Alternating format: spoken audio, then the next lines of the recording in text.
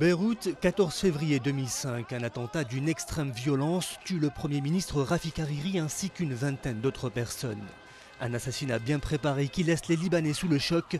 Le pays entre dans une grave période d'instabilité. Presque 5 ans plus tard, c'est un autre Hariri qui devient Premier ministre du Liban. Saad, 39 ans, reprend le flambeau. Avant la mort de son père, c'était un homme d'affaires en Arabie Saoudite.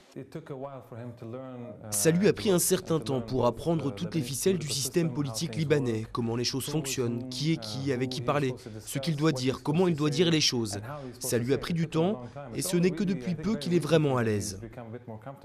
L'assassinat de Rafik Hariri précipite le destin du Liban. L'opposition de l'époque rend la Syrie responsable de l'attentat et se mobilise en masse. Résultat, en avril 2005, les derniers soldats syriens quittent le Liban après 29 ans de présence.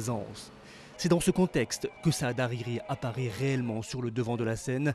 Il remporte alors 2 législatives d'affilée en 2005 et 2009. Entre les deux, il se garde de prendre des responsabilités, s'attelant à forger une image d'homme d'État. En novembre dernier, Saad Hariri récolte les fruits de son travail. Il arrive à former un gouvernement d'union nationale après 5 mois d'âpres négociations.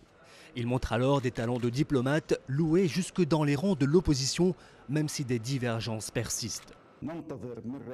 Ce que nous attendons du Premier ministre Saad Hariri, c'est qu'il continue à approfondir les relations libano-syriennes et qu'il montre son attachement à la résistance libanaise, parce qu'elle est la seule à même de protéger notre pays face à la menace israélienne, qui pour nous est la principale menace.